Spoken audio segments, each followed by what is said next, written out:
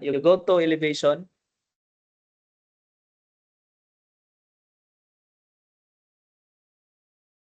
So you're using the existing elevation, south, north, east, west. Okay, I believe. If you like to add elevation, you go to FFL lang.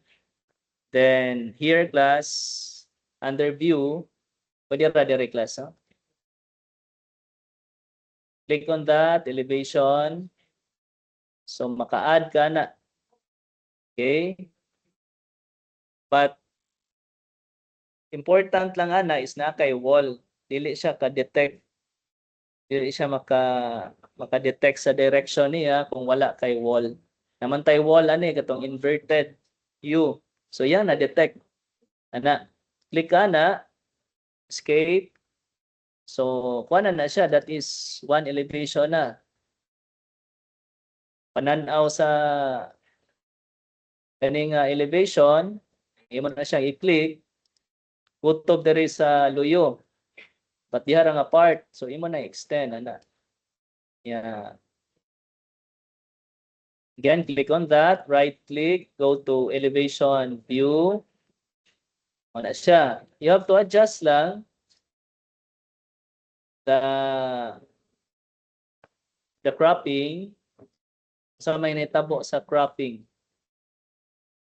May mga nawala, no? Naa ang top of RB, but nawala ganiha ang top of roof. Okay? Makabantay mo, you go to elevation suban. You might experience nga, example, this one. Okay? Take notice. You take notice class, top of roof, top of RB, FFL, ano.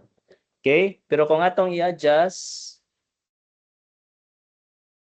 crop view. Atong i-adjust ang crop view class ha. Nawala ang top of roof nga level. Okay, you focus on the side class. You have NGL, FFL, top of RB. However, the top of roof level is missing. Okay? Kaya ato mong gi-adjust ang kaning crop view. Okay? So, atong extended to, makita ba na adire? Okay? So, kanang inyuhang top of roof, pwede na siya ma-edit. Click lang ana, ipareha lang siya sa existing levels. Na siya mga points class. Extend lang siya. Then, it can be repositioned. You can change the position. Na siya point like this one, ato na nang ilahos. I-move na to class. Okay? Click lang ka sa point niya. I-hold lang na nimo. Para makita siya. Okay? Then, adjust crop view.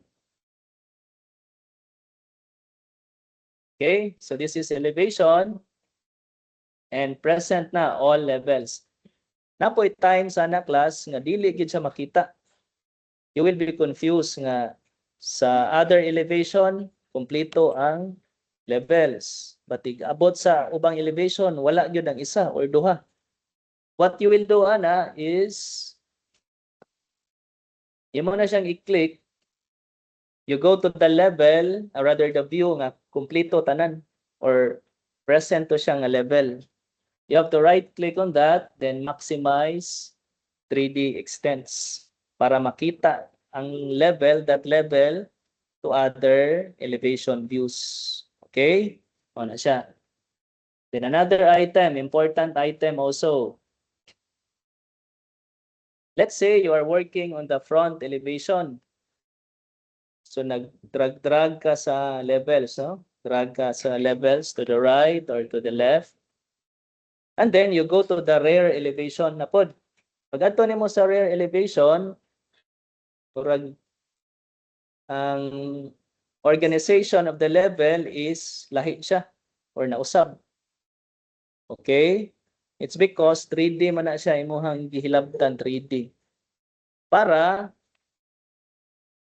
example, you're working on this front elevation, you want nga ang arrangement, setup of the levels is specific to this front elevation lang. What you will do, class, click man ka na, no? You click that. Na siya gitawag og 3D. Imo na siyang i-click as 2D. Okay, 2D naman na siya. This one, 2D.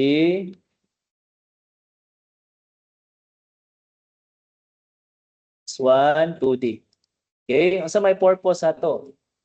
You set that 2D so that anything you do with the levels and that in that view, diharap po na siya. It will not affect the other views. Okay? Ana. So next is we're going to add sa may kuwang sa elevation. Specification. For specification, go to annotate and then text. Okay? Annotate and then text. Then you pick this one. Okay, kanang naay segment. Click that one. Then let's say, ito na siyang gi-click class. Then hover on this inverted wall, U-shape wall.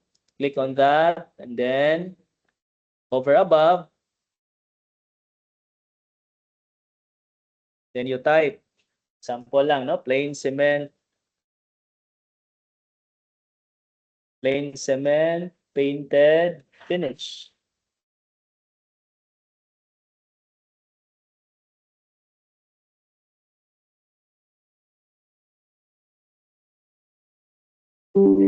Okay, so you can adjust. You click again the text, adjust lang the elbows if you like at exactly 90 degrees or you want angled, you adjust lang plus.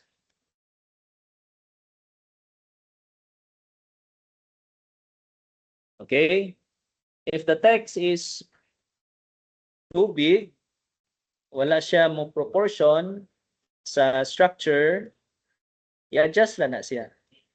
Okay, again ang kani siyang magbutang tag text, it's going to be applying proportion. Basig inyong text diha is overwhelming the structure, no? Dako kayo imong text mas dako pa sa imong building or elements of your building. So apply gyapon proportion what you've learned from your other subjects. Okay? So if you want to change this arrowhead, edit type lang, duplicate, then ara na diri class, no? Here. You find options lang, select options.